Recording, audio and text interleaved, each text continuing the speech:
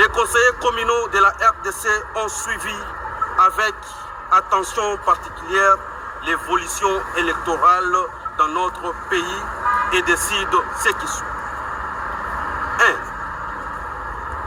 1. La publication du calendrier pour les élections au suffrage direct dans les territoires de Massimanipa et Yakoma, sans les calendriers pour les élections des bourgmestres des communes, est une machination politique tendant à imposer au pouvoir les bourgmestres sans aucune légitimité. Les élections de Yakoma et Massimanipa ne constituent pas une urgence électorale, du fait que toutes les assemblées provinciales fonctionnent correctement. Le Sénat et l'Assemblée nationale fonctionnent correctement sans aucun problème. L'urgence devrait être les élections des bourgmestres car les communes de la RDC ne fonctionnent pas conformément à la loi sur les VTD par manque de légitimité des organes exécutifs communaux. Par cet acte de non-publication du calendrier des élections de bourgmestres, le président de la CENI a donc politisé cette institution d'appui à la démocratie, violant ainsi intentionnellement l'article 204 de la loi électorale. Par conséquent, le collectif de conseillers communaux a décidé de traduire en justice M. Denis Kadima, président de la CENI, pour son rôle joué dans la déstabilisation politique des organes communaux. 4.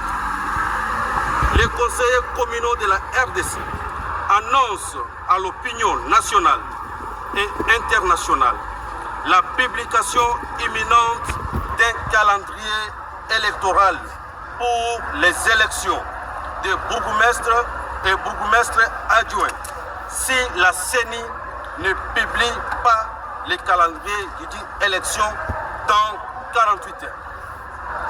Les collectifs de conseillers communaux de la RDC encouragent et invitent tous les conseillers communaux de voter leur résolution de déchéance de bourgmestre de communes pour n'avoir pas déposé le projet de budget conformément à la loi sur les CTD et à nos différents règlements intérieurs. 6.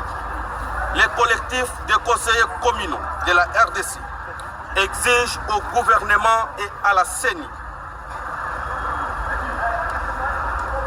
6.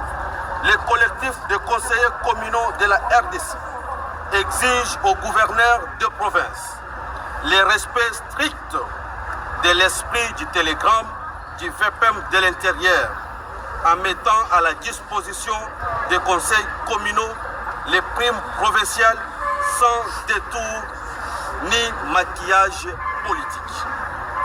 7.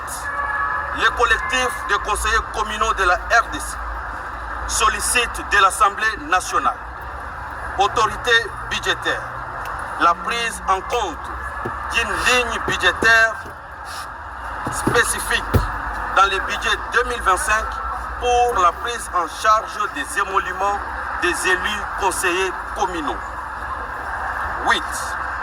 Les conseillers communaux de la RDC sollicitent également de l'Assemblée nationale d'user de tout moyen de contrôle prévu par la Constitution à l'endroit du gouvernement de la République pour le paiement des frais d'installation et les arriérés de plus de 9 mois de travail. 9.